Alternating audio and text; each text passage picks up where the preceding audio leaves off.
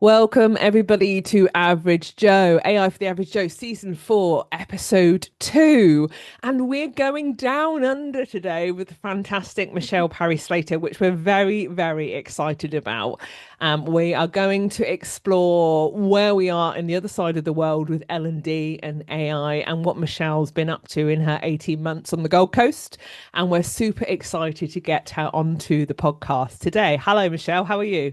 I'm wonderful, thank you. Thank you for inviting me on. It's an interesting space because yes, I'm down under, but I'm from the other side of the world, so it's kind of my observations of what's going on. I can't speak for the whole of Australia. Oh, that's a shame. And yeah, I mean, obviously you're spending, your business kind of over in Australia, but as we all work globally, I'm super kind of interested to hear from you. How do the Aussies operate with L&D, and is it different to the Kiwis? And what's your perspective of been like working in Australia during this time? And also, kind of, how does it compare to working in the UK and Europe? And then we'll move on to the global sentiment survey stuff as well, if that's okay with you. Yeah, sure. There is a lot of difference. I mean, we speak the same language barely, but there's the biggest difference is, and this has really, really shocked me, is that this is a very relational country. People like being in a room with another person. Everyone is really lovely and friendly, and that spending time with other people. And I think there's a little bit of backstory to that, which is this is a country that had the harshest lockdowns in the whole of the world when it. Yes, it did, didn't it? Yeah. Yeah. So there is a real kickback to get back to the classroom, and spending time with other people is really, really important. But it goes beyond that. It's who jobs and things like that are passed around with introductions, and there's really high trust, really high trust. It's kind of yours to lose rather than Hmm. needing to gain it.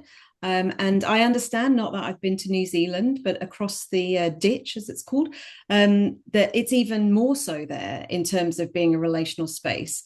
So that does make it interesting for learning and development. I came here expecting that there would be quite a lot of live online, that there would be quite a lot of digital engagement, but it really is face to face is king in a lot of spaces. There's a lot of different conference events, and there's a lot of different networking events regularly in different places around. And I've just been surprised by that, because you cannot, until you live here, understand how ginormous this place is. I mean, it is off the scale big for somebody who comes from a tiny island. Yeah. Hmm. I can't imagine how many times you would fit the UK into Queensland, where I live. It would be, I'm sure, hundreds. It's a Yeah. ginormous place. So that Yeah. does affect Indeed. Yeah. Yeah.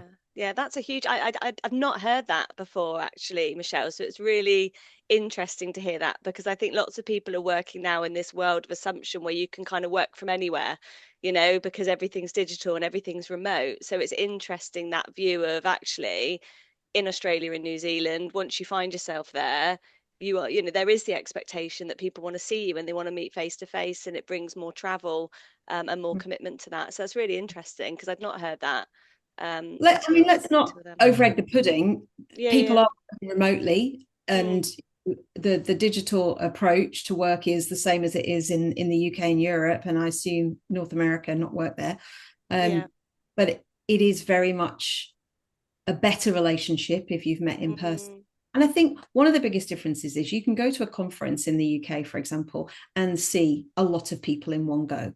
You go yeah. to a conference in Australia, and because this is such a big place, not everyone will go. There's no one place to go for all the L&D people. Do you see what I mean? There's Mm. Mhm. places to go. And so I think that makes a bit of a difference. Whereas, hang out in London and see a lot of people, or go to Manchester, see a lot of people. So I think Mm. that that's why this is kind of grown up in this way. There's only 27 million people who live here, and it is Mhm. enormous. Yeah, it's a Wow. lot of empty land, particularly in the middle, right? Yeah, really hot. Wow. Absolutely. And where are you? And because you're right in the middle of conversations around L&D transformation, strategy, workforce development, all of this great stuff. Where are you in regards to AI? What are we hearing and seeing in Australia? How is that different to the UK and other parts of the world? And is there even a difference between Australia and New Zealand, for example, in regards to adoptions or conversations or L&D's involvement in regards to enablement and things like that? I think that the appetite for face-to-face overshadows the AI conversation here a little bit. Okay. Because it's about how do we get people together. The default mindset is let's get people together. I have to say, though, I do live in the north. And so this may be different in Melbourne, it may be different in Sydney, the two major cities. They each have their own kind of niche. So Melbourne, you get a lot more businesses that are innovative. If there are businesses, it's likely they'll be in Melbourne. Sydney's where you get much more the corporates, the banking, that kind of approach. And then up where we are, it's a lot more of the fly in, fly out, mining, that kind of aviation, that sort of organization. So I think it makes a difference what sector you're in as to how far adoption might be. But that's a feeling. I don't know for sure. In terms of an evidence base, I can't speak with massive amounts of authority. I can only speak from my own experience. There is definitely ambition. I mean, I've been working with a local council and huge ambition to adopt AI and huge ambition to really understand what AI can do. And it's not in a let's get AI in so we can sack people kind of way, because I think there's another lens that we haven't talked about yet here in Australia, which is the economic lens. And you mentioned earlier about the Global Sentiment Survey, and we recently hosted Learning Uncut, who I'm a director for now. We recently hosted alongside with our colleagues over in New Zealand, Don Taylor, to talk about the Global Sentiment Survey. And that survey threw up quite a few interesting anomalies. And one of my observations was that here in Australia, the last major economic downturn was apparently in 1991. Now you think about how many major economic upheavals just the UK has had, let alone in the USA or across Europe or even in other areas. And that really has affected people's attitudes to work-life balance, which I think is much better here in Australia. Okay.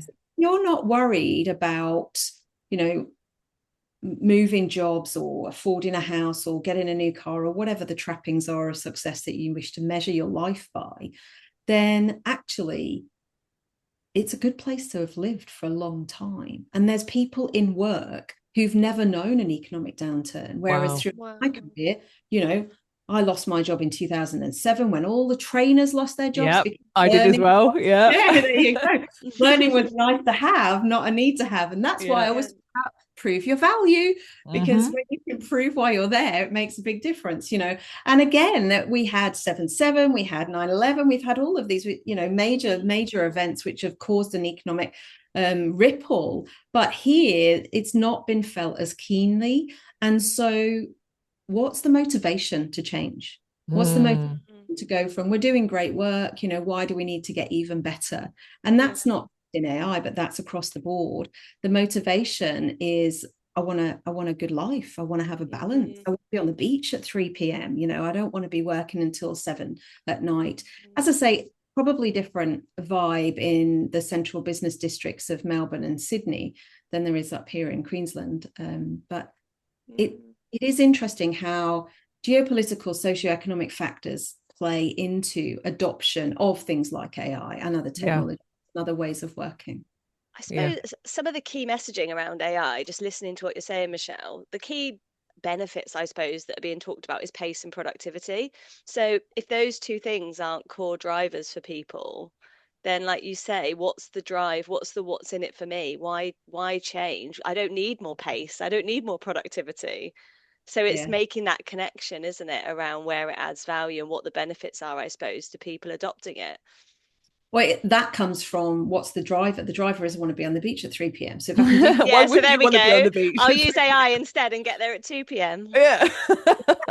So it's just different sets of drivers, it's just different kind of motivations. And how can I use AI, for example, to build better relationships with other people? That would be a motivation because of that relational kind of approach. Sorry, had to turn my lights on because it's gone dark here because it's the middle of the night. And we very much appreciate the time difference in your time, Michelle. Good. It's all good. I'm very used to it now. I'm very But you're absolutely right. I call it the AI dividend, and I'm starting to do some work around this. Like, what's that individual incremental benefit that we all have working with something like AI, which is personal to each of us and doesn't tie into productivity and efficiency? And like you said, if that's getting to the beach at 2 p.m., 3 p.m., if that's having a better relationship with people, or being able to practice my skills, or being able to prep better for my next in-person event or conference, or whatever that drive is, it's just common sense, isn't it, with this stuff? And I get so frustrated when I hear about 100% take up of Microsoft Copilot, but we're all just rewriting emails, or actually, yes, I've found 4 hours in my day, but then my boss has given me another 4 hours of work to make up for it. It's just, we're in a crazy world with all this at the moment. And once again, the Aussies seem to get it right. I mean, like I say, I can't speak for everybody. It is a large country with, there are millions of You people are living. our Australia representative then, Michelle, on Average Joe. So The pressure, feeling the pressure. I mean, I can talk about what I'm doing, and that in and of itself, I think is representative of where perhaps a few people are. I am on, the slightly older spectrum, not ancient, but in the greater scheme of technology adoption, there could be the argument that I'm a bit past it. stop it. But Stop this it. is the stereotype, isn't it? This is the stereotype. And so how is somebody who is not sort of natively digital, didn't grow up with it, remember life before the iPhone, used to have a BlackBerry. Do you remember those? I did. I had one at LV. Yeah, I remember it. Yeah. Hayley staring at me like, what's she talking No, about? I know what a black. Don't worry, I know what a BlackBerry is. Underestimating my grey hairs are well covered, Michelle. You're right. Well, it's the filters on Zoom, Michelle. That's all it is. Yeah, nice anti-wrinkle filter. I didn't know about this. AI. It's only available in the UK. Yeah, a UK feature. Maybe. Well, what I was going to say is, kind of how I'm using it, because I did feel a little bit like I'd lost a bit of the zeitgeist around AI moving here for no other reason than when you relocate to another country, there is a lot of cognitive load. There's just a lot of things you need to do, things that you don't necessarily think about. And bearing in mind, I used to work in global mobility, and I previously moved to and from Japan. I've done this before. Yeah. And so even though I'd done it before, I wasn't as prepared as perhaps I could have been.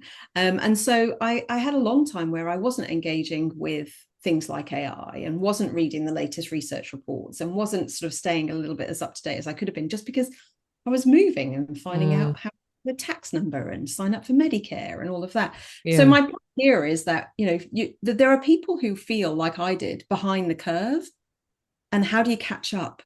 And I've always been grateful for people like yourself, Erica, for talking about this stuff in such a practical way. Because I think that that's part of the problem. It starts to feel, oh, I'm out of touch. I'm not in the right graphic, or I'm too slow.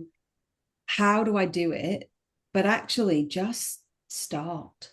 Yeah. Just join in, just try, like anything, really. And been really reinvigorated since joining Michelle Ockers at Learning Uncut, because she's all over this stuff.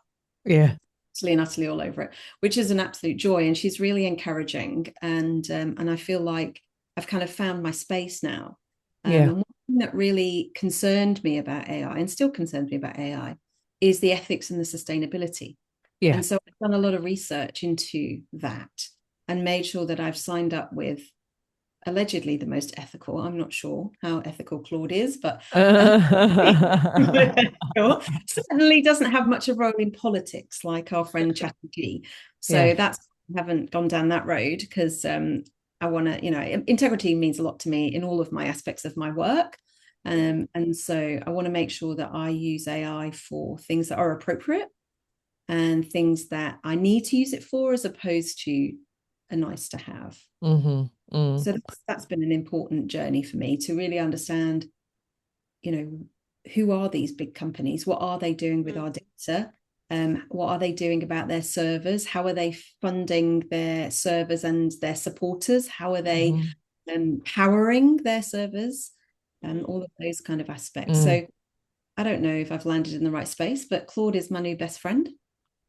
I Yeah, think we live and learn with this stuff, don't we?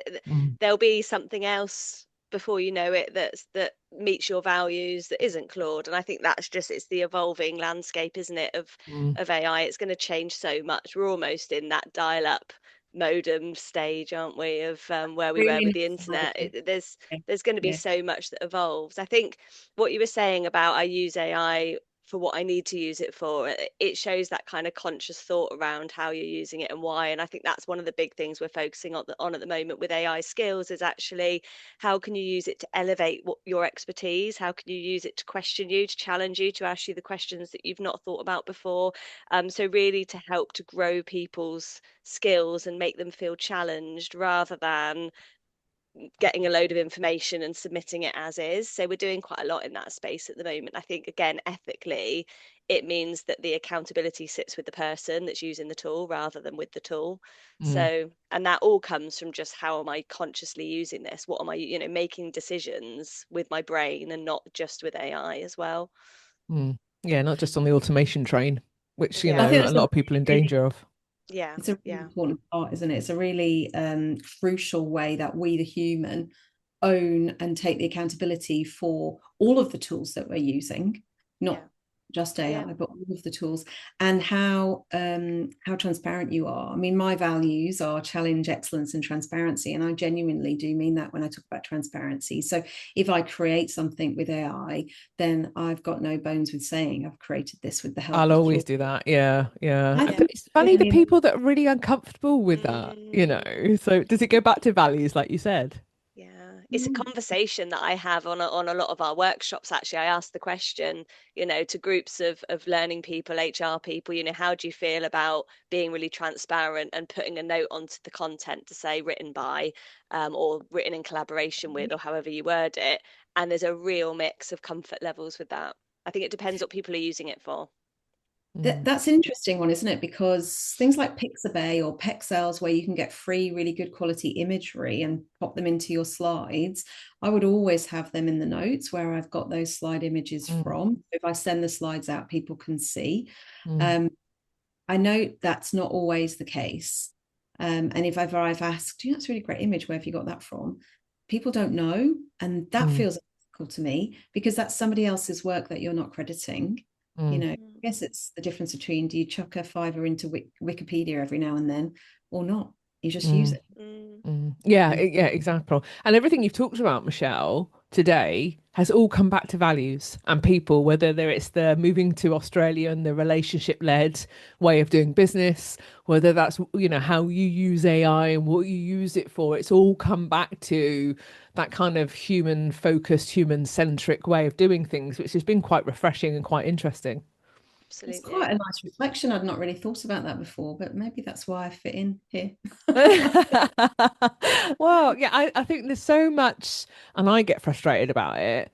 There's so much commentary and narrative on the likes of LinkedIn around productivity and rewriting emails and 100% take off. And I'll always go in and challenge and say, well, how do your people feel about that? And what does it actually mean? And what have you done around hearts and minds? And how are people benefiting of it? And what are you doing in regards to additional, if you're going after productivity and you're getting these great results, what does that mean for your people's upskilling and development? And, I'm sure we could all go on and on and on about examples of how we could respond to these things. But I think there's a bit of a divide now of kind of the productivity efficiency ethos, which I'm not saying it's a bad thing, because No, there's productivity and benefit for everyone else when it comes. It's what I guess people are investing in effectively when it comes to business. But actually, I think that refreshing people-led conversation around particularly values is something we probably need to have more of, I think. I would love there to be more debate around it, to be honest. I mean, what are the ethics? What is the sustainability? Because there's a crowd of people who are like, oh, I'm not using it because there's not enough water in the world for the next 13 years. That's, and all of these sorts of things. And I don't dismiss them. They're valid comments. Mm. To say no to something that's already here. The train's left the station. You're just going to be Yes. kind. And so I'd rather look at it as, okay, I acknowledge that to be a truth. What can I do to mitigate for that? What can I do to make sure that I'm using it in the right way? So, I mean, I've said that a few times. I probably ought to say how I am using it, really. It's not to rewrite my emails. May not be surprised to hear. But I do use it as a research buddy. I definitely like to help me to understand, what do I think about the different research. I mentioned earlier, I feel like I missed out a sort of probably about 6-month period of research reports and keeping on top of the industry, which is, one of my values of excellence. How can I guarantee for my clients that I'm bringing them the latest thing? So I have used sort of summaries of reports and pointing me into new reports that I might have missed over the time that I was locating, for example, which I found very helpful. You do have to check. I always, like, Claude knows now, don't give me anything without giving me your source, Claude, or I'm not listening. Yes, and check the source and the link, and right, it's actually a real link, right? I learned that the hard way with the book. Yeah, so you've got it. You do have to check everything, but that's just quicker than me scouring Google, for example. And what I do love about Claude is the fact that it knows me and knows my values, so it will serve me things that are in that right space. But sometimes I'll say, imagine you're not me. What would you be showing me? Because I don't live in a bubble. I don't want to just be served things that agree with the way I think about the world. I want to, like the algorithm, right? Yeah. Exactly. Yeah. So that's why I'm aware of and know that there's a large body of people that are concerned about, and quite rightly concerned about, for example, the water, the sustainability, the energy use, and that kind of thing. So I do like the fact that I can find things that I wouldn't find in other ways, because like algorithms on Instagram or on LinkedIn, kind of feel like I'm being served the same stuff over and over again. I'm like, I want some new stuff. I want some controversial for me stuff. So that's one way I use it. I think in the other way, and I think this comes from being a thinking environment practitioner, which is Nancy Klein's work. And I love Nancy a lot for what she's given to the world, the ability to actually have your thinking challenged. So I have a human thinking partner, and I have had for the last 3 years. And that's a weekly conversation. It's not a conversation, I should correct that. It's a weekly partnership where we hold space for each other's thinking. So we never really say anything more to each other than the insightful question, which is, what more do you think or feel or want to say? And to have that space held by a human is wonderful. Yeah. Sometimes, though, I need the challenge around getting outside my own thoughts. And that's where I'll use AI as a thinking part. So I'll set it up with the prompt to say that I'm going to offer you some information. I want you constantly to challenge what I'm suggesting. To give me the opposite view, to make sure that my worldview is as broad as it can be. Otherwise, I'm just living in this tiny little bubble 5 minutes from the beach, having coffee with a lot of people. It's a good way to live. Which doesn't sound bad. Michelle, I know. I think I'm gonna follow that way of life over the worldview. Actually, that feels much more. That's a lot better, easier for us happier at the moment, isn't it? Yeah. Thank you. We won't get into that. Thanks, Michelle. It sounds it's great listening to you, because even some of your practical tips that you've shared at the end there are still very values driven, and I think that's worth sort of bringing as we come to a close. Is what would you say to somebody, or what would you suggest somebody does who is feeling that ethical push, who maybe isn't jumping in to use the tool because of those concerns that you've mentioned? What would be your tip or your suggestion or your advice for people who are feeling torn, because they feel torn ethically, but they don't want to get left behind? Like you say, the train's left the station. I think there's a lot of people in that space, and it'd be useful, just as we close, to get that kind of practical tip that you might have for those people. I think that you've got to know your own values. I don't think as a set of human beings, we don't talk about it enough. We don't have enough, you're not down the pub going, hey, what's your values? Tell me, over this pint of beer, And so I say, know yourself first, because for some people it will be a step too far at this time. But to your point, Hayley, more and more that we talk about values and ethics within this space, more and more there will be providers who are taking this seriously. I understand, but I don't know the details, that there's a few coming out of Germany that are a lot more sustainability conscious, which makes sense because so is Germany. And so they may be the future. But I think if you know yourself and you know what your values are, then it's about do the research. So find out. But I think to be fearful, I remember going to a conference. I was invited to a conference that was a group full of trainers. They're all face-to-face facilitators. This was 2023, I think. And I was so amazed. They were all day talking about AI, really fantastic speakers, really good case studies, really strong business cases as well. And half the room were like, I don't know why we're here, because this is never going to affect me. I was just like, are you Wow. serious? Yeah. Like, yeah, I'm a face-to-face trainer. Why are we talking about this? I'm like, anything. That was what was on the bill, and you paid money to come. So I was feeling like, do your research, people. Do your research. Yeah, own it. You can't put your head in the sand. You can't. No, absolutely. And I think, like you say, it's just finding that balance, knowing what's important to you, and doing your research from there. It's great advice. Thanks, Yeah, it's Michelle. great advice. And sorry, Michelle, go on. If you can plant your feet in the sand, take your computer and do it on the beach. Do that research. It's great. Yeah, just getting one of those anti-glare screens, because it would be really frustrating, that sunshine getting in the way of your work, wouldn't it? Oh, such a hard life, this Gold Coast sunshine. It's not a problem. Makes me want to pack up. I'm done with the envy now, if I'm honest. Yeah. Okay. Bye.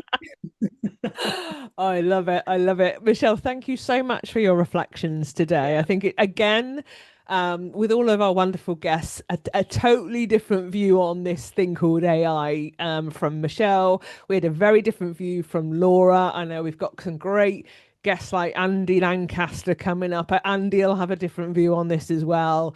We're going to have some amazing people for the rest of the year. So Michelle, thank you so much.